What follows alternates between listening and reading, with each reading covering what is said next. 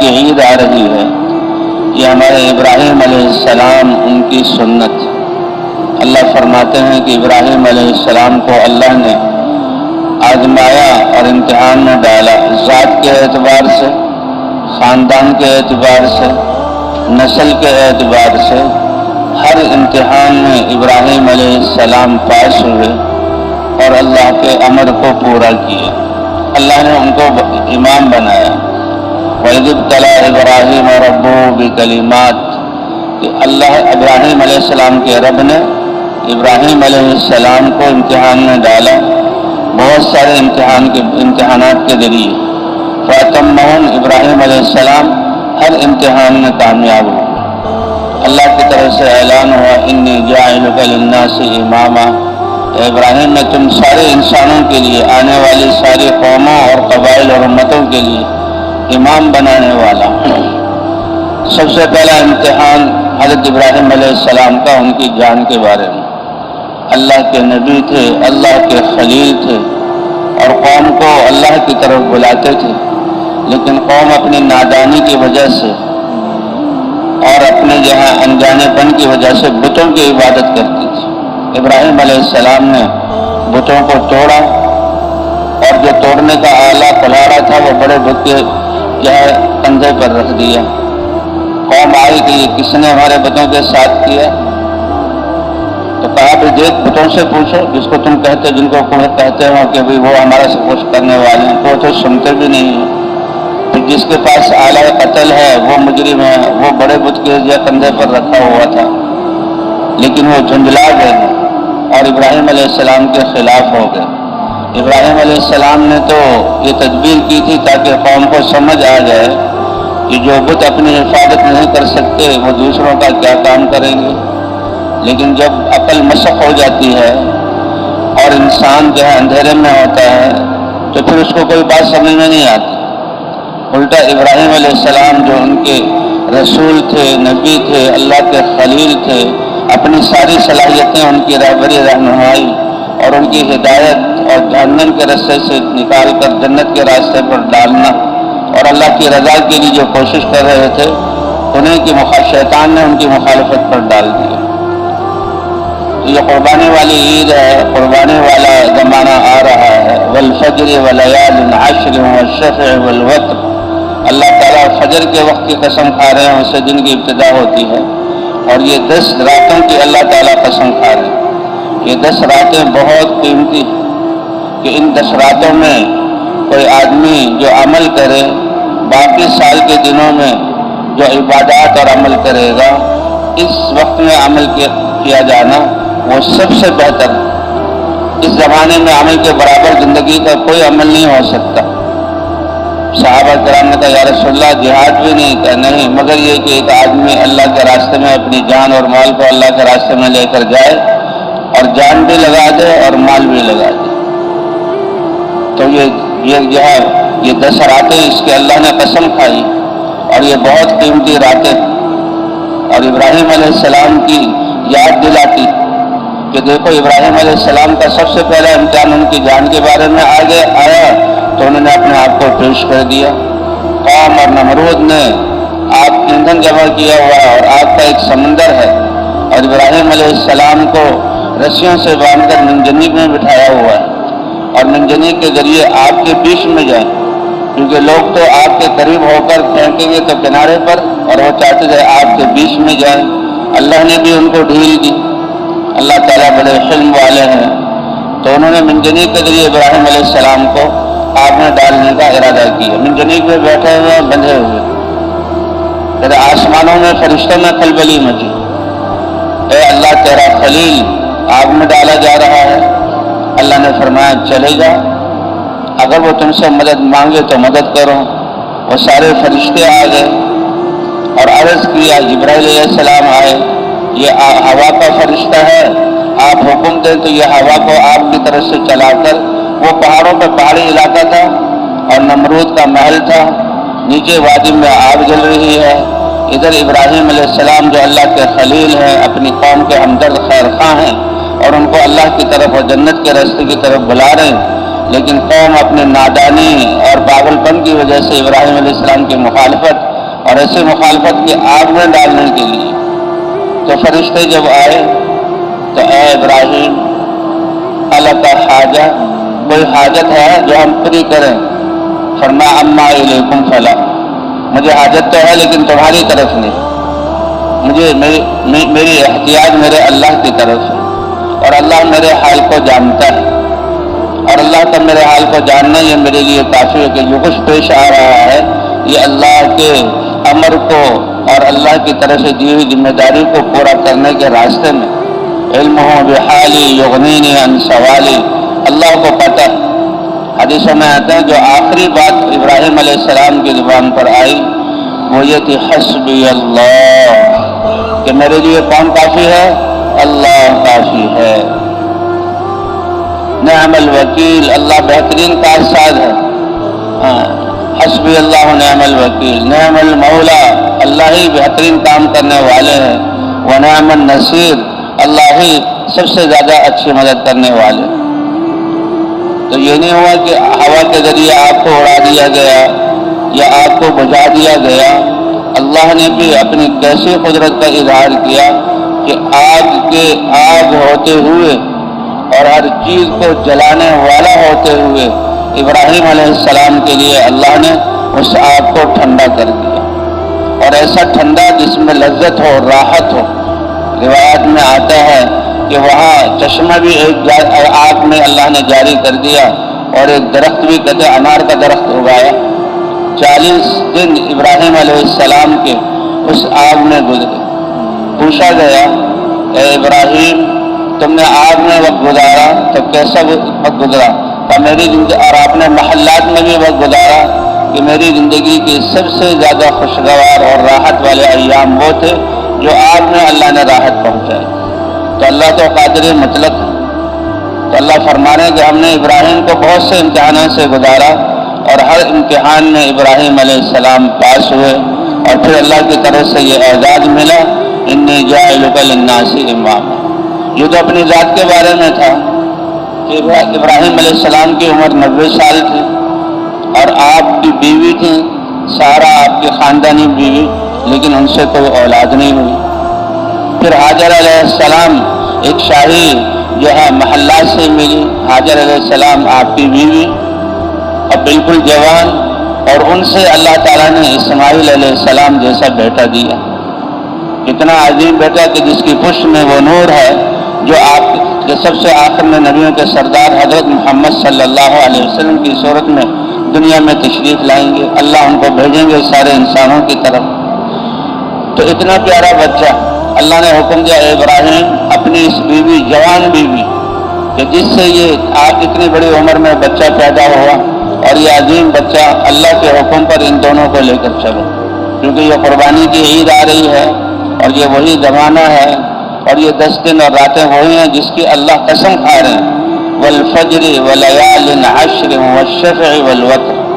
اللہ فرماتے ہیں قسم ہے فجر کے وقت کی، اور قسم ہے ان 10 راتوں کی، یہی ذی الحجہ کی 10 راتیں جس کی اللہ قسم کھا رہے ہیں۔ کتنا بڑا کہتے ہیں ان دنوں میں جو اعمال کیے جائیں تو باقی زندگی میں جو اعمال کیے جائیں، ان دنوں کے اعمال قیمت کے اعتبار سے اس سے زیادہ ہیں۔ تو ابراہیم علیہ السلام اللہ کے حکم پر شام میں رہ رہے ہیں، اور شام کا علاقہ باغات والا ہے، چشموں والا ہے، ٹھنڈی ہوائیں ہیں، آبادی ہے، اور لوگ ہیں، بلاد مبارکہ اس کو کہا جاتا ہے۔ اور ابراہیم علیہ السلام کا امتحان یہ ہے کہ اپنی بیوی بچوں کو لو اور اس علاقے کو چھوڑو، اور جہاں اللہ کا حکم ہو وہاں جا کر چھوڑو۔ ابراہیم علیہ السلام لے کر چلتے ہیں اور اردن کے میدانوں سے گزرتے ہیں، پھر حجاز کے سنگلاخ پہاڑ آتے ہیں، اور ان پہاڑوں میں زندگی کے، انسان کی زندگی کے تو کیا، جانوروں کی زندگی کے آثار بھی نہیں، اور جانور کی زندگی تو کیا، زمین میں کوئی سبزہ بھی اگنے والا نہیں، وادن غیر ذی زرع، لیکن پالنے والی ذات کس کی ہے؟ اللہ کی ہے۔ اور کس کے حکم پر لے جا رہے ہیں؟ اللہ کے حکم پر لے جا رہے ہیں۔ اب مہینے کا سفر ہے، اور راستے میں اترنا، بیوی بچوں سے بات، ابراہیم اسماعیل علیہ السلام کو لینا، بیوی سے بات کرنا، یہ سب جو ہے سلسلہ چل رہا ہے۔ لیکن جب ابراہیم علیہ السلام اس جگہ پر پہنچ پہنچتے ہیں جہاں اللہ کا حکم تھا کہ اپنے بیوی بچوں کو چھوڑ دو، تو جہاں ایک وادی تھی، چاروں طرف پہاڑ تھے اور ایک ٹیلا تھا، تو کہا یہاں رک جا اور اپنے بچے کو یہاں اور بیوی کو چھوڑ دو۔ ابراہیم علیہ السلام رکے، بیوی کو اتارا، بچے کو حوالے کیا، تو بیوی کو احساس ہو گیا کہ پہلے جہاں کہیں بھی اترے ہیں تو ساتھ اترے اور کھانا پینا اور آرام کرنا ساتھ تھا، لیکن یہاں اتار دیا، بلکہ وہ جو تھیلا تھا جس میں کھجوریں تھیں وہ بھی دے دی، اور مشکیدہ تھا جس میں پانی تھا وہ بھی دے دیا، اور اتر نہیں رہے، اور بلکہ سواری کے رخ کو واپسی کی طرف پھیر لیا۔ تو سمجھ گئی کہ ابراہیم علیہ السلام تو ہمیں چھوڑ کر جا رہے ہیں، لیکن ابراہیم علیہ السلام نے جو اس عرصے میں جو ہے تربیت کی تھی، اور انسان کی تربیت کیا ہے کہ ساری چیزوں سے، اسباب سے، شکلوں سے یقین نکل کر اللہ کی ذات پر یقین آ جائے کہ یہ سارے نقشے مخلوق ہیں، اللہ نے پیدا کیے ہیں، اللہ ان کو چلا رہے ہیں، اور اس میں جو نفع نقصان ہے اللہ نے رکھا ہے، اور اللہ ہی کی چاہت اور امر سے یہ چیزیں فائدہ پہنچاتی ہیں، اور اللہ ہی کی امر سے یہ نقصان دینے والی چیز نقصان پہنچاتی ہے۔ تو اصل کرنے والی ذات کس کی ہے؟ یہی ایک سرمایہ ہے، اور یہی سب سے بڑا جو ہے انسان کی کامیابی کا راز ہے، لا الہ الا اللہ۔ تو جب ابراہیم علیہ السلام چلنے لگے تو ایک فطری سوال تھا، اے ابراہیم ہمیں یہاں چھوڑ رہے ہو، کیوں چھوڑ رہے ہو، کس بنا پر چھوڑ رہے ہو؟ لیکن ابراہیم علیہ السلام کو بات کرنے کی اجازت نہیں، کیونکہ یہ وہی ایام ہیں، یہ 10 دن ذی الحجہ کے کہ جس میں یہ ابراہیم علیہ السلام کو اللہ نے حکم دیا، تو بہرحال اجازت نہیں بات کرنے کی۔ تو خود ہی خیال آیا کہ یہ تو اللہ کے نبی ہیں اور اللہ کے امر کے بغیر کچھ کام نہیں کرتے۔ پوچھا اللہ امرک بہذا، کیا اللہ نے آپ کو اس بات کا حکم دیا ہے کہ میں جوان عورت اور آپ کی وہ بیوی کی جس کی کوکھ سے ایک بچہ پیدا ہوا، اور یہ خوبصورت بچہ، اور شام کی آبادی اور شام کے باغات اور شام کی نہروں اور شام کی ٹھنڈی ہواؤں اور سایوں میں رہنے والے وہاں سے نکال کر یہاں چھوڑا؟ کتنا عجیب یہ معاملہ ہے۔ اللہ امرک بہذا، کیا اللہ نے آپ کو حکم دیا ہے؟ تو زیادہ بات کرنے کی اجازت نہیں تھی، سر سے اشارہ کیا اور کہا نعم، اشار براسہ وقال النعم، ہاں کا اشارہ کیا اور زبان سے نام کہہ دیا۔ نام کا عربی لفظ ہے ترجمہ جی ہاں۔ تو فوراً ان کے قدم رک گئے، کہ اللہ کے امر سے مجھ جوان عورت کو اور میرے اس دودھ پیتے بچے کو آبادی اور زندگی کے وسائل سے اتنی زیادہ دور چھوڑ رہے ہو تو ٹھیک ہے، اذن لا یضیعن اللہ، اللہ کے امر پر میرا یہاں ٹھہرنا اور آپ کا اللہ کے امر پر مجھے چھوڑنا، اللہ کے حوالے کرنا، اللہ ہمیں ضائع نہیں کریں گے۔ اس ابراہیم علیہ السلام نے اس وقت کہا حسبی اللہ ونعم الوکیل، میرے لیے کون کافی ہے؟ اللہ۔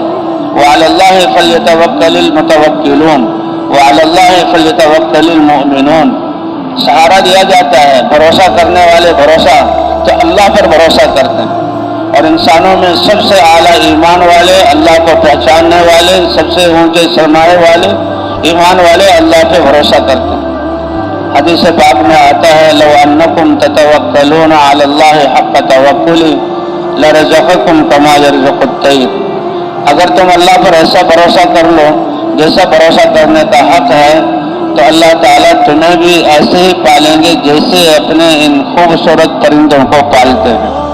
ان کی کوئی حکومتیں بادشاہتیں نہیں، نہ ان کے پاس وزارتوں کے عہدے ہیں، نہ ان کے پاس تجارت کی منڈیاں ہیں، نہ ان کے پاس کھیت ہیں کہ جس میں وہ کھیتی کرتے ہوں، ہل چلاتے ہوں، نہ ان کے پاس مزدوری ہے کہ عمل کرتے ہوں، وہ تو اللہ کی مخلوق ہیں، اور ان کے دل ایسے صاف اور پاکیزہ، اللہ پر بھروسہ ہے۔ فرمایا اگر تم جیسے اللہ پر ہے بھروسہ کرنے کا حق ہے بھروسہ کرو تو اللہ تمہیں بھی عافیت کے ساتھ، آسانی کے ساتھ اور سہولت والا رزق عطا فرمائے، جیسے کہ ان جانوروں کو رزق عطا فرماتے ہیں۔ اور یہ توکل ایمان کے بقدر ہوتا ہے، یہ توکل ایمان کے بقدر ہوتا ہے۔ تو حاجر علیہ السلام کیا فرما رہی ہیں؟ آپ جائیے اذن لا یضیعن اللہ، اللہ ہمیں ضائع نہیں کرے گا۔ تو ابراہیم علیہ السلام، حضور صلی اللہ علیہ وسلم نے فرمایا تم اپنے باپ ابراہیم علیہ السلام کی ملت پر ہو۔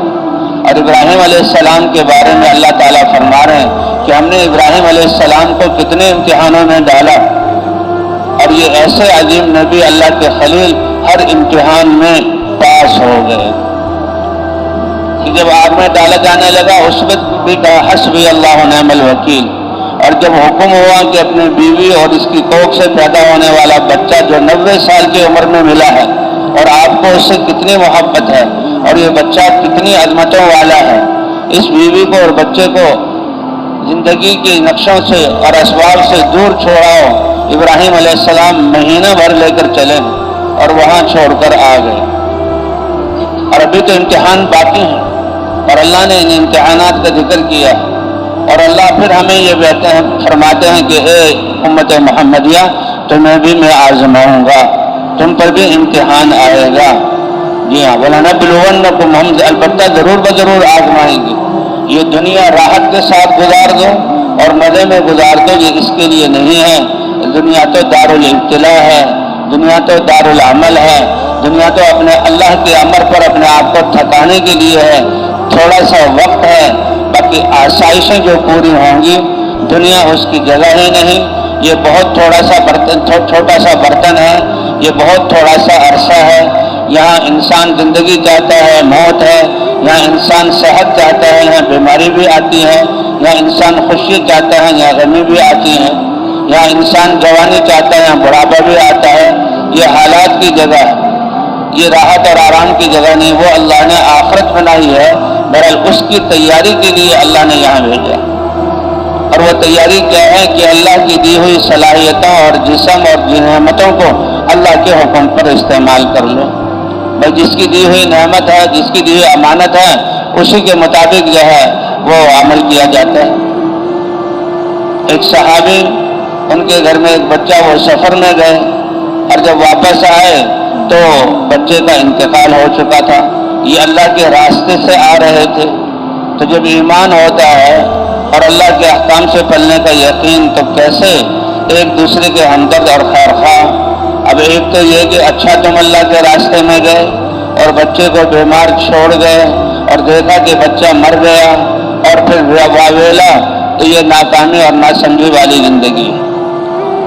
کہ خاوند اللہ کے راستے میں گیا ہوا ہے تو بہت بڑی سعادت ہے، اور بچہ یہ اللہ کی امانت ہے، اور اللہ جب چاہیں بلا لے۔ تو کہتا ہے خاوند کہ اللہ کے راستے سے آ رہے ہیں اور تھکے ہوئے ہیں اور کتنی مشقتوں اور مجاہدوں کے بعد، اب ایسوں کو تو اب یہ ہوتی ہے صحیح سمجھ، ان کے لیے وہ تیار ہوئی اور ان سے ملاقات ہوئی، اور پھر بچے کے انتقال کا کس خوبصورت پیرائے میں ان کو خبر دی۔ تو یہ بتاؤ کہ کوئی آدمی کسی کو کوئی امانت دے اور کچھ عرصے بعد اس امانت کو لینے کے لیے آ جائے، میری امانت دے دو، تو تمہارا کیا خیال ہے؟ اور جس کی امانت ہے، جب وہ امانت لینے آیا ہے تو امانت کا تو بہت خیال کیا جاتا ہے۔ ایمان کی علامت ہے کہ کسی کے پاس امانت رکھی جائے تو اس کی حفاظت کی جائے۔ امانت میں خیانت کرنا یہ نفاق کی نشانی ہے۔ تو جب امانت لینے آئے تو دے دو، تو کہا سن لو، اللہ نے وہ بچہ بطور امانت کے دیا تھا، اور آج اللہ نے وہ امانت اپنے پاس واپس بلا لی ہے۔ اتنے اچھے انداز میں خاوند کو جو ہے وہ یہ خبر دی۔ تو اس لیے بھائی اللہ تعالیٰ نے یہ ہمیں یہاں امتحان کے لیے، بہرحال حضرت ابراہیم علیہ السلام، اللہ فرماتے ہیں کتنے امتحانات سے ہم نے ان کو گزارا۔ اپنی جان کے بارے میں کہ جان آگ میں جلے گی پیش کر دیا، اور حسبی اللہ و نعم الوکیل، اور اللہ نے اس کا بدلہ اپنے قدرت کا کیا اظہار کیا، رہتی دنیا تک یہ مثال کہ آگ میں اللہ نے حفاظت کی ابراہیم علیہ السلام کی۔ جن رسیوں سے ابراہیم علیہ السلام بندھے ہوئے تھے اور ان کو منجنیق کے ذریعے آگ کے بیچ میں ڈالا تھا کہ آگ کے بیچ میں، تو اس آگ نے ان رسیوں کو جلا دیا، اور ابراہیم علیہ السلام کے کپڑوں میں سے کپڑے کا کوئی دھاگا اور جسم میں سے کسی بال کو نہیں جلایا۔ روایت میں آتا ہے کہ نمرود جس نے ابراہیم علیہ السلام کی دعوت اور ایمان کو روکنے کے لیے تدبیر کی تھی، اس کی بیوی حیران ہو، اس کی بیٹی حیران ہوگی، اور اس نے کہا اے ابراہیم یہ آگ تمہیں جلا نہیں رہی؟ کہا جی ہم آگ نہیں جلا رہی۔ کہا یہ ہر ایک کو نہیں جلائے گی؟ کہا نہیں، کہ جو بھی آج لا الہ الا اللہ کہہ کر اللہ کا یقین کر لے گا تو اللہ یہ آگ اس کو بھی نقصان نہیں پہنچائے گی۔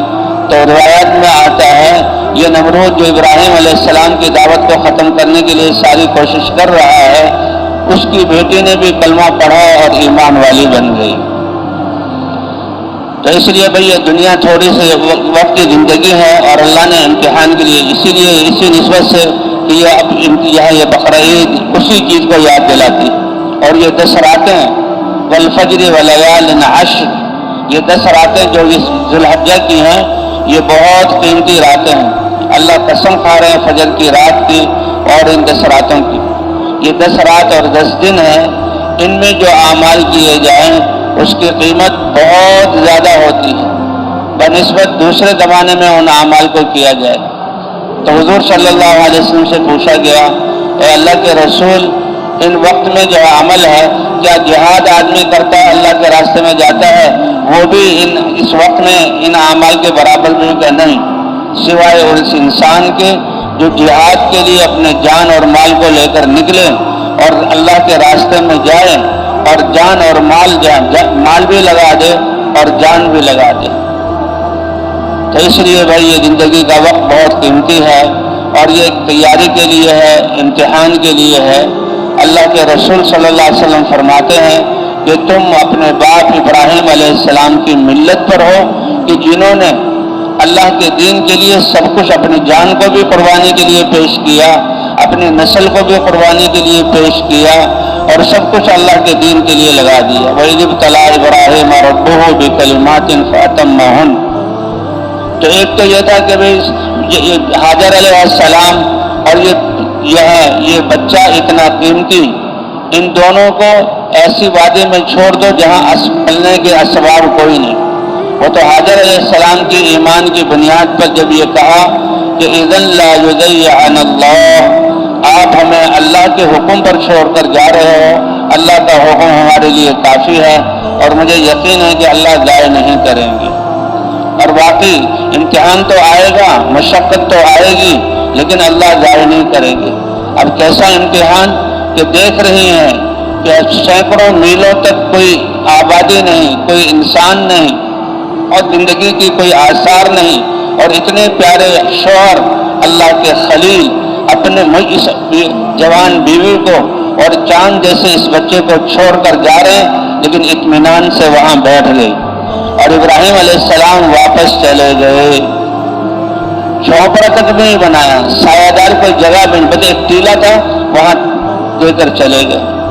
اب یہ اللہ کے امر کی بنیاد پر اللہ کے پر بھروسہ کرتے ہوئے اس عورت کے صبح اور شام اور دوپہر گزر رہے ہیں، دن اور رات گزر رہے ہیں، موسم بدل رہے ہیں، ہوائیں چل رہی ہیں، اور یہ وقت گزر رہا، اکیلی اللہ کی بندی اور دودھ پیتا بچہ۔ تو ابھی تو جہاں ٹھیلے میں کچھ کھجوریں ہیں یہ کھائیں گی، اس سے اللہ سینے میں دودھ بنائیں گے اور بچے کو پلا دیں گے۔ مشکلے میں پانی ہے، ابھی تو یہ پانی ہے، کب تک چلے گا؟ یہ پانی پئیں گی، اس سے پیاس دور ہوگی، اور بچہ دودھ پیے گا تو اس کی پیاس بھی دور ہوگی، لیکن کب تک یہ چلے؟ وہ ختم ہو رہا ہے، اور اللہ کی طرف سے نظام چل رہا ہے۔ اللہ چاہتے تو اس کھجوروں میں اتنی برکتیں دے دیتے کہ کھجوریں ختم ہی نہ ہوتی، اور اللہ نے ایسا کیا، لیکن یہ امتحان ہے۔ اللہ چاہتے تو پانی کو ختم نہ ہونے دیتے، پانی بھی چلتا رہتا، اللہ کے امر پر رکی ہیں، لیکن اللہ نے اپنی قدرت کو ظاہر کرنا کہ حج کے لیے بھی جاتے ہیں، اللہ حج کے لیے بلاتے ہیں تو اپنی اس بندی کی دین کے لیے، اللہ کے امر کے لیے قربانی، یہ چیزیں اللہ سامنے لاتے ہیں کہ تم ابراہیم علیہ السلام کی اتباع کرو اور ایسے قربانی کرو۔ لن ینال اللہ لحومها ولا دماؤها ولکن ینالہ التقوی منکم، یہ جانور جو تم ذبح کرتے ہو اور اس کا خون جو بہاتے ہو، اللہ کو نہ ان کے گوشت کی ضرورت ہے اور نہ ان کے خون کی۔ تم جانور ذبح کر رہے ہو، قربانی دے رہے ہو اور خون بہا رہے ہو، لیکن اس میں جو اللہ کی محبت تمہارے دل میں ہے اور اللہ کی امر کی وجہ سے تم اپنے محبت کو قربان کر رہے ہو، اللہ کو یہ پہنچتا ہے۔ تو دونوں چیزیں ختم ہوئی، بھوک آنی شروع ہوئی۔ تو ماں کے سینے میں جب تک دودھ تھا، بچے کو دودھ پلا رہی ہیں، لیکن وہ دودھ بھی خشک ہو گیا۔ اب خود بھی بھوکی ہیں پہلے سے کہ پانی اور کھجوریں ختم ہو چکی، اور اب بچہ بھی بھوکا ہے، اور بچہ بھی کیسا پیارا بچہ ہے، بچہ بھوکا ہوا، رویا ہوگا اور ہاتھ پاؤں مارے ہوں گے، حتیٰ کہ یہاں یہ حالت پہنچ گئی کہ بھوک اور کمزوری کی وجہ سے بچے کا جسم اینٹھنے لگا اور وہ سخت تکلیف میں ایڑیاں رگڑنے لگا، اور اللہ بھی دیکھ رہے ہیں، اللہ بھی دیکھ رہے ہیں۔ تو یہ قربانی اللہ کو مطلوب ہے، اللہ دیکھ رہے ہیں کہ کیسی عظیم عورت اللہ کی بندی اور اللہ پر ایمان والی، اور اس بات کو اس انسانیت کے سامنے لایا گیا کہ اے انسانوں، جو کچھ تمہیں اللہ نے دیا ہے تم امتحان میں ہو، اور جب اللہ کی طرف سے مطالبہ ہو تو ان سب کو جو ہے لگا دو، اللہ کے لیے لگا دو، اللہ تمہیں ضائع نہیں کریں گے۔ ظاہری طور پر اب جب دیکھا بچہ جو ہے وہ تڑپ رہا ہے اور ایڑیاں رگڑ رہا ہے، تو صفا اور مروہ، دائیں طرف صفا پہاڑ ہے کہ اس چھوٹا سا پہاڑ تھا بڑے پہاڑوں کے بیچ میں، اس پر چڑھی۔ کس لیے چڑھی؟ کہ ہو سکتا ہے کوئی قافلہ دروں میں سے اور وادیوں میں سے گزرتا ہوا نظر آ جائے اور میں اپنے دوپٹے سے اشارہ کروں تو ایک بے بس عورت کی یا وہ مدد کر جائیں، کچھ پانی اور کھانے کی چیزیں دے دیں۔ لیکن اللہ نے اپنی قدرت کو ظاہر کرنا تھا، اور ان کی ان اداؤں کو اللہ تعالیٰ نے قیامت تک زندہ رکھنا تھا کہ جو اللہ کے لیے قربانی کرتا ہے اللہ اسے ضائع نہیں کرتے۔ تو یہ صفا پہاڑ، مروہ پہاڑ، صفا پہاڑ کو چاروں طرف دیکھا، کچھ نظر نہ آیا۔ پھر نیچے اتر کر دوسری طرف بائیں طرف جو ہے وہ مروہ پہاڑ تھا کہ اس پر چڑھ کر دیکھو وہاں سے کوئی قافلہ گزر رہا ہو اور اشارہ کر کے ان سے یعنی کوئی پانی اور کھانے پینے کی چیزیں لے لوں۔ وہاں چڑھی، راستے میں ایک وادی آتی تھی، صفا پہاڑ سے نیچے اتنی چلی، وادی میں جب گئی تو بچے اور نظر بچے کی طرف ہے کہ بچے کو کچھ نہ ہو جائے، ایسی بالکل آخری حالت۔ اور یہ سب کچھ اللہ اپنی بندی پر لا رہے ہیں انسانیت کو بتلانے کے لیے۔ جب بچہ نظروں سے غائب ہوا تو دوڑ پڑی، اور جب مروہ کی طرف اوپر چڑھی تو دوڑنا چھوڑ دیا، پھر مروہ پر چڑھی۔ اللہ کو یہ چلنا اتنا پسند آیا، 7 چکر لگائے، صفا سے مروہ ایک، مروہ سے صفا یہ دوسرا، اور صفا سے پھر مروہ یہ تیسرا، اور یہاں اس وادی کے اندر دوڑنا یہ اللہ کو اتنا پسند آیا کہ اے ہاجر، اے میری بندی، میرے عمل کی وجہ سے تمہیں اس طرح دوڑنا پڑا، تمہاری اس سنت کو وہ بڑی امت جو میرے نبی حضرت محمد صلی اللہ علیہ وسلم کی امت ہوگی، اس امت کی میں اس سنت کو میں زندہ کروں گا، اور قیامت تک اس کے حج کرنے والے ان کا حج کامل نہیں ہوگا جب تک کہ صفا پہاڑ پر نہ چڑھیں اور صفا سے پھر اس وادی میں نہ دوڑیں اور مروہ تک آئیں۔ تم نے 7 چکر لگائے تو وہ بھی اسی طرح 7 چکر لگائیں گے۔ کتنی بڑی بات ہے۔ تو اللہ تعالیٰ فرما رہے ہیں کہ یہ دنیا امتحان کی جگہ ہے، ہم نے اپنے خلیل کو آزمایا ان کی جان کے بارے میں تو اپنی جان کو پیش کر دیا، پھر اللہ نے حفاظت کی، اور ان کو پھر آزمایا اپنی بیوی اور بچے خاندان کے بارے میں، اس میں بھی ابراہیم علیہ السلام یہ لے کر گئے اور وادی غیر ذی زرع بلاد شام سے 1000 کلومیٹر دور اور زندگی کے اسباب سے سینکڑوں میل دور، اور ایک عورت ذات، اور ایک دن 2 دن کی بات نہیں، سال ہا سال 12 سال تک تو ابراہیم علیہ السلام حاجر علیہ السلام نے اسماعیل علیہ السلام کی تربیت کی۔ پھر اس سے بڑا اگلا حکم ہوا، اے ابراہیم، تمہیں جب آگ میں ڈالا جانے لگا تم نے پیش کر دیا اور آگ میں ڈال دیے گئے، اس میں بھی تم پاس ہو گئے، اور ہم نے تمہارے لیے آگ کو ٹھنڈا اور سلامتی والا بنایا۔ پھر تمہیں حکم دیا گیا کہ اپنی اس جوان بیوی اور اس کے دودھ پیتے بچے کو جو 95 یا 90 سال کی عمر میں بچہ ملا، ان کو بھی جہاں دور چھوڑ کر آؤ اور ایسی جگہ چھوڑ کر آؤ کہ زندگی کی کوئی اسباب نہیں۔ وہ تو ہم نے اپنی بندی حاجر علیہ السلام کی ایمان کی بنیاد پر ان کو ہم نے پالا اور ان کی زندگی کو چلایا، اور اسی پر آب زمزم دیا ہے، اور اسی پر پھر بیت اللہ بنا۔ تو تم اس امتحان میں بھی پاس ہو۔ اس عورت نے اس بچے کی تربیت کی، 1-2 دفعہ بیچ میں آئے اور پھر چلے گئے، بلکہ بعض دفعہ آئے اور ابراہیم علیہ السلام کو اترنے کی اجازت نہیں، آئے ہیں اور سواری پر کھڑے رہے، हाजर अलैहिस्सलाम ने उनके पाँव से गर्द गुबार को अपने दुपट्टे से दूर किया और कुछ थोड़ी बातचीत की और फिर हुक्मा के बस मिलो और वापस चले जाओ। क्या मंजर होगा, क्या जज्बात होंगे। लेकिन कुर्बान जाएं हाजर अलैहिस्सलाम के, कुर्बान जाएं इब्राहिम अलैहिस्सलाम के, कि अल्लाह के अमर पर सब कुछ कुर्बान किया। और हमें ये इस बात को महफूज किया गया कुरान और हदीस के ज़रिए, इस उम्मत को जहाँ बताया गया कि तुम भी उन्हीं की मिल्लत पर हो। देखो मेरे दीन के लिए ऐसे कुर्बानी करना जिसे मेरे खलील इब्राहिम अलैहिस्सलाम ने कुर्बानी की। न जवान बीवी ये आड़े आए अल्लाह के अमर को पूरा करने से, न ये बच्चा अकलौता ये आड़े आए, बल्कि बीवी और बच्चों को अल्लाह के दीन के लिए अल्लाह के अमर पर ऐसी जगह छोड़ देना और बच्चे को इस हाल में छोड़ देना। और फिर इससे बड़ा हुक्म कि अल्लाह ताला ने इब्राहिम अलैहिस्सलाम को ख्वाब दिखाया। हज़रात अंबिया किराम का ख्वाब वही होती। एक दिन ख्वाब देखा कि ख्वाब में छुरी से अपने बच्चे को ज़िबा कर रहे हैं, फिर दूसरे दिन ख्वाब देखा, फिर तीसरे दिन। ये तो अल्लाह का अमर है। अल्लाह ने हुक्म दिया था तो वादी गैर जिजरा में छोड़ आए। उस बीवी ने उस बच्चे को पाला, 12-13 साल उम्र हो गई। अब अल्लाह का हुक्म, तो ये जो है ज़िलहज्जा का महीना, ये 10 रातें और ये ज़माना हमें इब्राहिम अलैहिस्सलाम की कुर्बानियों को याद दिलाता है। इसीलिए अल्लाह कसम खा रहे हैं, कसम है फजर के वक्त की और कसम है इन 10 रातों की, जो ज़िलहज्जा की ये 10 रातें। ये कहते हैं इसमें जो इबादत की जाती है, इसके अलावा बाकी ज़माने में जो इबादत, इस ज़माने की इबादत उससे कहीं अफजल है। इस ज़माने की इबादत के बराबर कोई अमल नहीं हो सकता। सहाबा किराम ने पूछा या रसूल अल्लाह कोई अमल भी नहीं? कहा हत्ता कि इंसान जिहाद करे।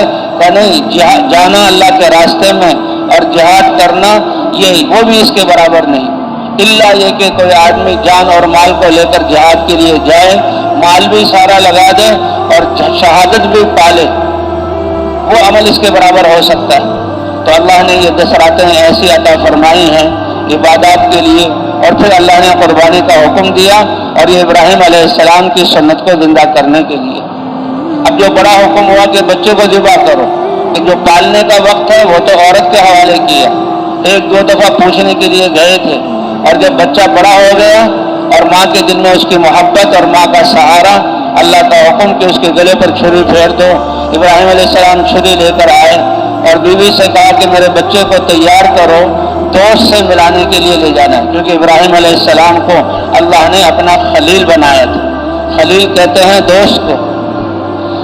इब्राहिम खलीलुल्लाह, ला इलाहा इल्लल्लाह इब्राहिम खलीलुल्लाह। अब बच्चे को लेकर माँ से दूर, कहते हैं शैतान जो धोखेबाज है और अल्लाह के अवामिर से रोकने वाला है, तो वो शैतान बार बार आता था एक जो है बड़े आदमी की हैबत की शक्ल में, और इस्माइल अलैहिस्सलाम के सामने आकर हाथ से इशारा करता था कि देखो तुम्हें ज़िबा करने के लिए ले जा रहे हैं, ये छुरी है तुम्हारे पास, क्या मतलब कि तुम भाग जाओ यहाँ से। इब्राहिम अलैहिस्सलाम, वो इस्माइल अब्बा जान ये एक आदमी है जो मुझे नज़र आ रहा है और कह रहे हैं कि तुम्हें ज़िबा करने के लिए ले जा रहे हैं। तो इब्राहिम अलैहिस्सलाम वहाँ कंकरी मारते। ये कंकरी मारना जो शैतान को रमी जमारात, उसका वाक़या ये है, वहाँ कंकरी मारी उसको, और इब्राहिम अलैहिस्सलाम ने खड़ा किया, कहा बेटा मैं अल्लाह का खलील, अल्लाह का रसूल, और तुम मेरे इकलौते और चहीते बेटे। लेकिन अल्लाह ने एक बहुत बड़ा अमर दिया है, मुझे ख्वाब में दिखलाया है।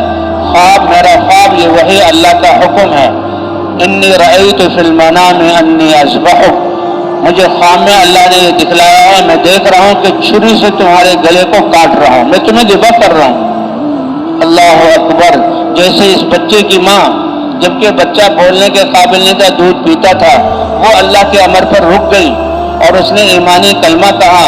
उसी ईमान की बुनियाद पर अल्लाह ने उनको इतनी बड़ी इज्जत दी और अपनी कुदरत का इजहार किया। आप जाइए, अल्लाह हमें ज़ाय नहीं करेंगे। आज उसी औरत का बग़ैर किसी मदरसे के, बग़ैर किसी किताबों के, बग़ैर किसी इमारत तो बहुत बड़ी बात है, बग़ैर किसी झोपड़े के और बग़ैर किसी उस्ताद के, ईमान की बुनियाद पर माँ ने इस बच्चे की ऐसी तरबियत की और इसको समझाया, बेटा हमारा सारा जिस्म, हमारी ज़िंदगी के लम्हात और जो कुछ अल्लाह ने दिया वो, हत्ता कि ज़िंदगी और ये गर्दन, یہ بھی اللہ کے لیے قربان کرنے کے واسطے ہے۔ یہ بچے کی پوری تربیت ہو چکی تھی، کوئی بحث مباحثہ نہیں ہوا، کوئی کش و پیش اور جہاں کمی زیادتی نہیں ہوئی۔ بیٹے نے بھی خوش ہو کر اپنے باپ کو اتنے پیارے الفاظ، یا ابت، اے پیارے ابا جان، آپ میرے ابا ہیں، میں آپ کا سعادت مند بیٹا ہوں۔ اللہ نے حکم دیا گردن کاٹنے کا، افعل ما تؤمر، جو آپ کو حکم دیا گیا آپ کر دیجئے، یعنی میری گردن کو تن سے کاٹ کر جدا کر دیجئے۔ تکلیف تو ہوگی، یہ نہیں کہ تکلیف نہیں ہوگی اس لیے میں تیار ہوں، تکلیف ہوگی، لیکن کیا ہے، اللہ کے امر پر تکلیف کو برداشت کرنا یہ کامیابی کی بنیاد ہے۔ ستجدنی انشاءاللہ من الصابرین، آپ مجھے اللہ نے چاہا تو صبر کرنے والوں میں سے پاؤ گے۔ اللہ اکبر۔ اور بچے نے مشورہ دیا کہ آپ اپنی آنکھوں میں پٹی باندھیں اور میری آنکھوں میں بھی پٹی باندھ دیں اور مجھے بدی کے بل جہاں زمین پر ڈالیں۔ اور قرآن میں ہے وَتَلَّهُ لِلْجَبِينِ، یعنی کہ منہ کے بل، یعنی چہرہ باپ کی طرف ہے ایسا نہیں، بلکہ چہرہ زمین کی طرف اور بدی باپ کی طرف، اور کہاں ذبح کیجیے، ہاں وَتَلَّهُ لِلْجَبِينِ۔ لیکن آنکھوں پہ پٹی بندھی ہوئی تھی، دیکھا کہ چھری چلی اور گردن کٹی اور خون کی فوار ان کے ہاتھوں کو لگی۔ اس امر کو پورا کر ابراہیم علیہ السلام کو اطمینان کہ تھا تو بہت مشکل امر، لیکن اللہ کا امر تھا، یہ اللہ کا امر پورا ہو گیا۔ لیکن اے ابراہیم، جب تم اللہ کے امر پر قربانی کرنے والے ہو، اللہ قربانی کرنے کا حکم تو دیتے ہیں لیکن قربان ہونے نہیں دیتے۔ آپ تو یہ سمجھ رہے ہیں کہ گردن کٹ گئی، لیکن جب پٹی کھولی تو دیکھا جنت سے اتارا ہوا مینڈا وہ چھری کے نیچے ہے، اور سامنے جبرائیل علیہ السلام کھڑے ہوئے ہیں، اور جبرائیل علیہ السلام کے ساتھ یہ چاند جیسا بیٹا اسماعیل کھڑا ہوا ہے، اور جبرائیل علیہ السلام خوشخبری دے رہے ہیں، اے ابراہیم مبارکباد ہو کہ اس امتحان میں بھی تم نے تو چھری پھینک دی اور تمہارے یہاں علم کے اعتبار سے گردن کٹ چکی، لیکن اللہ تعالیٰ قربانی کی صورت تو پیش کرتے ہیں لیکن قربان نہیں ہونے دیتے۔ اور اللہ کی طرف سے کیا ہوا، انی جاعلک للناس اماما۔ پھر اللہ نے کتنا بڑا کام لیا کہ باپ اور بیٹے کے ذریعے سے اللہ تعالیٰ نے جو ہے بیت اللہ بنوایا، بیت اللہ بنوایا، اللہ کا گھر۔ ان اول بیت وضع للناس للذی ببکۃ مبارکا وہدی، یہ برکت والی جگہ اور ہدایت کی جگہ ہے، اللہ تعالیٰ نے بیت اللہ بنوایا۔ ابراہیم علیہ السلام نے بیوی اور بچے کو قربان کیا، اور اللہ نے وہاں قیامت تک کروڑا کروڑ ارب ارب انسانوں کے پلنے کی آب زمزم بھی دیا، اور باوجود اس کے کہ وہاں کوئی زراعت نہیں ہوتی، لیکن قیامت تک آنے والے ارب ارب حاجیوں کے لیے پوری دنیا سے ان کے لیے پھل، تازہ پھل اور غذائیں اللہ نے ان کے قربانی پر اس کا انتظام کیا۔ تو یہ قربانی والی عید ہے، اور اللہ تعالیٰ نے ہمیں امتحان ہی کے لیے پیدا کیا، اور اس میں ابراہیم علیہ السلام، اس لیے حضور صلی اللہ علیہ وسلم نے فرمایا کہ تم اپنے دادا ابراہیم علیہ السلام کی ملت پر ہو، کہ جان کی قربانی کا وقت آیا، ابراہیم علیہ السلام نے پیش کر دی، لیکن اللہ نے جان کو قربان نہیں ہونے دیا، بلکہ کیسی بڑی عزت عطا فرمائی۔ نمرود کی تدبیر کو کیسے اللہ نے خاک میں ملایا، اور نمرود کے گھر میں ایک روایت کے مطابق اس کی بیٹی کلمہ پڑھی، اس نے کلمہ پڑھا، اور باپ کے دین کو اس نے، باپ کے جو ہے غلط طریقے کا اور اس کی الوہیت کا اس نے انکار کیا، اور اس نے بھی کہا لا الہ الا اللہ ابراہیم خلیل اللہ۔ تو اس طرح اللہ نے نبیوں کو بھیجا، اور حضرات انبیاء کرام کی تعلیم یہی تھی، اور اللہ بھی قرآن پاک میں فرما رہے ہیں انا جعلنا ما علی الارض زینۃ لہا لنبلوہم ایہم احسن عملا، کہ جو کچھ یہ روئے زمین ہے اس کو ہم نے پتھر کے پہاڑوں سے اور ریت کے صحراؤں ٹیلوں سے اور میدانوں اور نباتات سے اور پانی سے ہم نے اس کو مہین کیا۔ انا جعلنا ما علی الارض زینۃ لہا، یہ زمین کی زینت ہے، لیکن یہ سب کچھ کے بہت بڑے مقصد کے لیے، انسان کے امتحان کے لیے، کہ امتحان کے بعد پاس ہونے والے کو شرافت اور عزت ملتی ہے، یا امتحان کے بعد، جی ہاں، لنبلوہم ایہم احسن عملا۔ اور امتحان کیا ہے کہ دل کا یقین ٹھیک ہو جائے اور جسم کے اعضاء کا استعمال ٹھیک ہو جائے۔ اس لیے فرمایا ان اللہ لا ينظر الى صورکم ولا الى اموالکم ولکن ينظر الى قلوبکم واعمالکم۔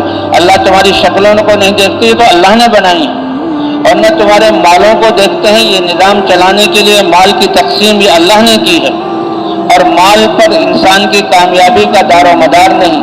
کامیابی تو انسان کے اندر کی مایا ہے، اور وہ کیا ہے کہ دل کا یقین ٹھیک ہو جائے اور اعضاء کا استعمال اللہ کے حکم کے مطابق ہو جائے۔ اس لیے نہ اللہ تمہاری شکل و صورتوں کو دیکھتے ہیں، نہ اللہ تمہارے مالوں کو دیکھتے ہیں، لیکن تمہارے دل کے یقین کو اور جسم کے استعمال کو دیکھتے ہیں۔ یہی حضرات انبیاء کرام کی تعلیم تھی۔ حضرات انبیاء کرام علم لے کر آتے تھے اور دعوت کے ذریعے اللہ کی پہچان کرواتے، کیونکہ علم اس کے لیے طلب ضروری ہے۔ یہ علماء اپنے آپ کو طلبۃ العلم کہتے ہیں، اور اہل علم جن کی تعریف اللہ نے قرآن میں کی ہے، یہ اہل علم پہلے جہاں طالب علم کے زمانے سے گزرتے، تو طلب ضروری ہے۔ اس طلب کے بعد اللہ ہی عطا فرماتے ہیں۔ حضرات انبیاء کرام علم لے کر آئے، دعوت کے ذریعے اللہ کا تعارف کرایا، اور پھر اللہ والے علم کی طلب ہوئی اور نبیوں سے وہ علم حاصل کیا، اپنی زندگی کو اللہ کے احکام والا بنایا۔ اللہ زمانے کو گواہ بناتے ہیں کہ زمانے سے پوچھو اور زمانے کی خوردبین اور دیوڑبین لگا کے دیکھو، آدم علیہ السلام سے لے کر تمہارے زمانے تک جتنی قومیں، قبائل اور جتنے قسم کے لوگ آئے، کامیاب کون ہے اور ناکام کون ہے؟ الا الذین آمنوا، کامیابی کے لیے سب سے بنیادی اور پہلی شرط اللہ کی ذات پر ایمان۔ ایمان کتنی بڑی دولت ہے، اللہ کی ذات کا وحدانیت کا یقین، لا الہ الا اللہ سب سے بڑا علم ہے کائنات میں۔ علم کہتے ہیں کہ جس چیز کا علم جو ہے حاصل کرے، وہ چیز کتنی قیمتی ہے، تو اللہ تو سب سے بڑے ہیں۔ اللہ کی معرفت، اللہ کے ایک ہونے کا یقین، اللہ کے احکام میں کامیابی کا یقین، سب سے بڑا علم یہ ہے۔ وَاعْلَمْ أَنَّهُ لَا إِلَهَ إِلَّا هُوَ، اور سب سے یہ قیمتی کلمہ ہے۔ اسی لیے حضرت موسیٰ علیہ السلام کی حدیث میں جو آتا ہے کہ اللہ تعالیٰ نے فرمایا، اے موسیٰ، ساتوں زمین، ساتوں آسمان اور عرش معلیٰ سے لے کر تحت ثری تک ساری کائنات اور ان فضاؤں میں جو کچھ ہے، سب کو لے کر ترازو کے ایک پلڑے میں رکھ دیا جائے، اور لا الہ الا اللہ کو دوسرے پلڑے میں رکھ دیا جائے، تو لا الہ الا اللہ کا پلڑا بھاری ہو جائے گا۔ اس لیے یہی بنیاد ہے، اور سارے انبیاء اسی کو دعوت کو لے کر آئے، اور لا الہ الا اللہ کی دعوت ہی سے اللہ کا عشق اور اللہ کی محبت دل میں آئی، اور جب اللہ کی محبت دل میں آئی، اللہ کے حکم پر بنائے ہوئے دستور زندگی پر چلنا آسان ہوا، اور اللہ نے کہا ہم نے ہمیشہ ایمان والوں کو زمین کا وارث بنایا، اور ایمان والوں کے وجود میں آنے پر ہم نے کتنی بڑی بڑی طاقتوں کو نیست اور نابود، باطل اور طاغوتی طاقتوں کو نیست و نابود کر دیا۔ اللہ ایک آیت میں کہ کسی قوم کو ہم نے ہوا کے ذریعے ہلاک کیا، حالانکہ ہوا انسان کی زندگی کے لیے کتنی ضروری ہے۔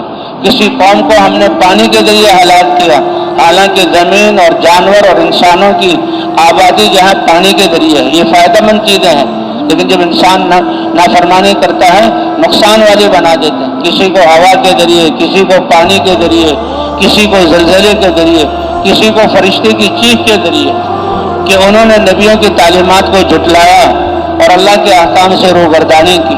کامیاب لوگ کون ہوئے؟ ایمان والے اور اعمال صالحہ والے، اور اس سے آگے تواصی بالحق، ایک دوسرے کو حق کی وصیت کرنے والے۔ کہتے ہیں دعوت اللہ اور دین کی طرف بلانا، نیکی کا حکم، برائی سے روکنا، یہ اس امت کی امتیازی شان ہے۔ اللہ نے ختم نبوت کی وجہ سے اس امت کا فریضہ بنایا ہے، اور اس کے بارے میں پوچھ ہوگی، لیکن ایمانی غیرت اور اللہ کی محبت میں دوسرے لوگوں کو نافرمانیوں سے روکنا، یہ پہلی امتوں کو بھی ذمہ داری تھی۔ یہ نہیں کہ خود ایمان اور اعمال والے بن کر چلتے رہیں اور آس پاس اللہ کی نافرمانی ہوتی رہے۔ جسے کوئی کہتا ہے میرے باپ کی شان میں کوئی گستاخی کرے گا تو میں اس کی جان لے لوں گا، میری بیوی اور میرے بچوں کے بارے میں کوئی گستاخی کرے گا تو ان کی محبت ایسی کہ اپنی جان دینے کے لیے لڑنے مرنے کے لیے تیار، تو اللہ کی ذات تو وہ ہے کہ اللہ کی محبت اپنے خاندان اور اپنی جان سے بھی زیادہ قیمتی ہو۔ اللہ کی محبت کی غیرت میں اللہ کی نافرمانی کو یہ انسان برداشت نہ کر سکے۔ ان کی ذمہ داری تو نہیں تھی، لیکن اس غیرت کی وجہ سے اللہ کی نافرمانی سے روکنا اور نافرمانی کرنے والوں سے قطع تعلق کرنا یہ ان کے لیے ضروری تھا۔ اس لیے اور ہماری تو اللہ نے یہ ذمہ داری بنائی، کتنا بڑا فرق ہے۔ اس لیے آتا ہے کہ اللہ تعالیٰ نے جبرائیل علیہ السلام کو حکم دیا، اے جبرائیل یہ فلاں بستی والے نافرمانی میں حد کر گئے، حد سے تجاوز ہو گیا، جسے کہتے ہیں سر سے پانی گزر گیا۔ اب پانی سر سے اوپر ہو جائے تو ہلاکت یقینی ہے۔ تو اے جبرائیل اس بستی کو پلٹ دو، ان کی سزا یہ ہے کہ اپنے پر کے کونے پر ان کو اٹھاؤ اور زمین سے ان کو اکھیڑو اور اوپر کی طرف لا کر پلٹ دو۔ یہ انسان نیچے اور جس زمین کے اوپر رہتے تھے یہ ان کے اوپر۔ اب بھی اردن میں ایک علاقہ ہے وہاں ایک سمندر ہے جس کو بحر مردار کہتے ہیں، اور وہ کیا ہے، کئی قومیں تھیں، کئی بستیاں تھیں جو وہاں بس رہی تھیں، اور لوط علیہ السلام کو اللہ نے نبی بنا کر ان کی طرف بھیجا تھا۔ لوط علیہ السلام یہ ابراہیم علیہ السلام کے بھتیجے تھے، اصل عراق کے رہنے والے تھے۔ یہ ایک نبی ہے جو دوسری قوم کی طرف اور دوسرے قبائل کی طرف نبی بنا کر بھیجے گئے، اور وہ قوم بڑی بے حیائی کے کاموں میں، بڑی انسانیت سے گری ہوئی، جانوروں سے بھی زیادہ گرے ہوئے کام کرنے والی تھی۔ انسان ہوتے ہوئے، انسانی شکل اور انسانی لبادہ ہوتے ہوئے، اگر کوئی انسان کپڑوں کے بغیر کھڑا ہو جائے تو یہ اتنے بڑے یہاں مقدر کر دینے والی اور پریشان کر دینے والی کہ بالکل انسان کے دل پریشان ہو جائیں۔ تب لوط علیہ السلام یہاں ان کی قوم نے جب ان کے حکم کو نہ مانا، اللہ نے جبرائیل علیہ السلام کو حکم دیا اور جبرائیل علیہ السلام نے اس زمین کو اٹھایا اور پلٹ دیا۔ اتنا آسمانوں کی طرف لے گئے کہ اس یہاں خطے کے کتوں کے بھونکنے کی آواز آسمان دنیا کے فرشتوں نے سنی اور زمین کو الٹ دیا گیا، اور پھر پتھروں کی بارش ہو گئی اور اللہ نے اس کو جو ہے اس کا نام و نشان مٹا دیا۔ تو جبرائیل علیہ السلام کو حکم کہ اس بستی کو پلٹ دو۔ اے اللہ، اس میں تیرا ایک بندہ ہے، اس نے تو اپنا الگ عبادت خانہ یہاں بنایا ہوا ہے اور وہ ہر وقت تیری عبادت میں، کہا اسی کے سر پر پلٹو۔ اکیلا تو عبادت کر رہا ہے اور دیکھ رہا ہے کہ میں اس کا رب، میری نافرمانی ہو رہی ہے اور اسی کی برادری اور قوم کے لوگ میری نافرمانی کر کے ناکامی کی طرف جا رہے ہیں، تو اس میں اتنی بھی ہمدردی نہیں، اسی کے سر پہ پلٹ دو۔ تو غیرت ایمانی اور ہمدردی کی وجہ سے ان لوگوں کی بھی ذمہ داری تھی کہ دوسروں کو او بھائیو اللہ کی نافرمانی نہ کرو، ان کو روکیں اور نہ رکنے پر قطع تعلق کریں، نہ رکنے پر قطع تعلق کریں۔ بعض لوگ روکتے تھے لیکن دوستی ویسے ہی، اس لیے بھائی نافرمانوں سے اتنی تو ہمدردی ہو کہ یہ انسان اس کو نافرمانی سے نکالنا ہے، اور ان کو نکالنے کے لیے ہمدردی کا اظہار ہے، لیکن ان کی کفر اور ان کی عادات سے ہمارے دل میں نفرت ہونی چاہیے اور ان کے لیے کوشش ہونی چاہیے۔ دوستی لگانا، محبت کرنا یہ ایمان والوں کا کام نہیں، اور اللہ ضرور آزمائیں گے۔ ایک صحابی کا قصہ لکھا ہے کہ وہ تھک ہار کر دعوت اور جناب اللہ میدان جہاد تھک گھر آئے، اور گھر آ کر جہاں آرام کرنے کے لیے لیٹنے لگے، لیکن بیوی سے کہا کہ ایک پانی پلا دو۔ بیوی پانی لینے چلی گئی اور یہ آئے تو تھکے ہوئے تھے، چارپائی پر سو گئے۔ اب لیٹتے ہی آنکھ لگ گئی، تھکے ہوئے تو گہری نیند۔ وہ کہتے ہیں محبت آداب ہے، محبت تمہیں خود ہی سکھا دے گی۔ تو یہ کوئی ایک دوسرے سے پوچھنے کی بات نہیں ہے، وہ تو جب محبت ہو تو آداب خود ہی آ جاتے ہیں۔ اب یہ بیوی ہے اور پانی لے کر سر پر آ گئی ہے۔ یہ قصہ بھی ہے اور بھی قصے ہیں کہ دیکھو یعنی آداب کیا ہے۔ تو بیوی نے کہا خاوند گہری نیند میں چلا گیا ہے، اس کو اٹھاؤں گی تو اس کی نیند خراب ہوگی۔ یہ ہے تعلیم اور تربیت۔ تو پانی لے کر کھڑی رہی اور بہت دیر تک کھڑی رہی۔ رات کو جب ان کی آنکھ کروٹ بدلتے ہوئے آنکھ کھلی، آنکھ کھلتے ہی دیکھا بیوی اور پانی کا پیالہ لیے ہوئے ہاتھ میں، یہ نہیں کہ پیالہ رکھ دوں اور پھر انتظار کروں، اٹھیں گے پھر بلائیں گے، پانی رکھا ہوگا۔ دیکھو کیسے اللہ باریک سمجھ عطا فرماتے ہیں کہ ان کو اٹھ کر دوبارہ کہنے کی اور پانی دوسری جگہ سے لانے کا انتظار بھی نہ کرنا پڑے، تو فوراً پانی پیش کر دیا۔ یہ بڑے خوش ہوئے کہ ایسی وفادار، ایسے محبت کرنے والی بیوی۔ تو کہا بیوی تم نے میری ایسی خدمت کی، آج مجھے اتنا خوش کیا کہ مانگو کیا مانگتی، جو تم مانگو گی وہ میں پورا کر دوں۔ اب وہ بھی ایمان والی اللہ کی ولیہ تھی، انہوں نے کہا اچھا تم اتنے خوش ہوئے ہو اور مجھ سے یہ وعدہ کر رہے ہو تو ایسا ہے کہ مجھے طلاق دے دو، مجھے جدا کر دو۔ ارے یہ کیا کہہ رہی ہو، یہ تو محبت کی وجہ سے میں نے اور آئندہ اچھی طرح ساتھ نبھانے کے لیے میں نے تم سے کہا تھا کہ مانگو کیا مانگتی ہو اور تم طلاق مانگ رہی ہو، ایسی اچھی بیوی کو میں طلاق دے دوں، یہ کیسے ہو سکتا ہے؟ کہ نہیں تم نے جو وعدہ کیا تھا کہ چلو اللہ کے رسول صلی اللہ علیہ وسلم کی جہاں خدمت میں جاتے ہیں، میں نے جو کہا مانگو میں دے دوں گا، تو میرے دل کے کسی کونے میں خیال میں بھی نہیں کہ تمہیں طلاق دوں، ایسی اچھی بیوی کو جدا کرنا۔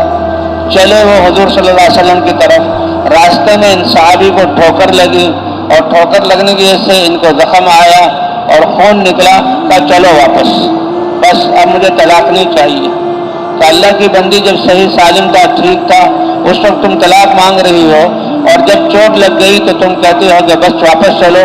اس نے کہا ہاں تمہارے ساتھ میں رہ رہی ہوں، بڑی اچھی زندگی گزر رہی ہے، تو مجھے شک ہوا کہ اللہ تو کہتے ہیں ہم نے امتحان کے لیے پیدا کیا اور ہم آزمائیں گے، کبھی بھوک بھیجیں گے، کبھی پیاس بھیجیں گے، کبھی اور تکلیف خوف بھیجیں گے، کبھی مالوں میں کمی ہوگی، تمہارے ہاں خوشی ہی خوشی ہے۔ اور اللہ فرماتے ہیں ایمان والو میں تمہیں آزماؤں گا، تو میں تو پریشان ہو گئی کہ کیا بات ہے، ایمان والوں کو تو اللہ تکلیفیں بھیجتے ہیں، تکلیفیں آ ہی نہیں رہی، اس لیے میں نے، لیکن جب تمہیں چوٹ لگی تو پتہ لگ گیا کہ نہیں تم ایمان والے ہو اور یہ اللہ کی طرف سے آزمائش آئی ہے، اللہ کی طرف سے آزمائش آئی ہے۔ وَلَنَبْلُوَنَّكُمْ بِشَيْءٍ مِّنَ الْخَوْفِ وَالْجُوعِ وَنَقْصٍ مِّنَ الْأَمْوَالِ وَالْأَنفُسِ وَالثَّمَرَاتِ وَبَشِّرِ الصَّابِرِينَ۔ اسی طرح کا قرآن پاک میں قصہ لکھا ہے کہ ایک سمندر کے کنارے ایک قوم تھی اور مچھلی شکار کرنا ان کا پیشہ تھا اور مچھلی شکار کرتے تھے اور زندگی بالکل آرام سے۔ تو بھئی یہ زندگی دنیا کی زندگی آرام سے گزرے، اللہ نے اس کے لیے نہیں بنائی، اس کے لیے تو ہمیں اپنے آپ کو یا تو اللہ کی طرف سے حالات آئیں اس پر صبر کریں، ورنہ اپنے آپ کو مجاہدے اور مشقتوں میں ڈالنا ہوگا۔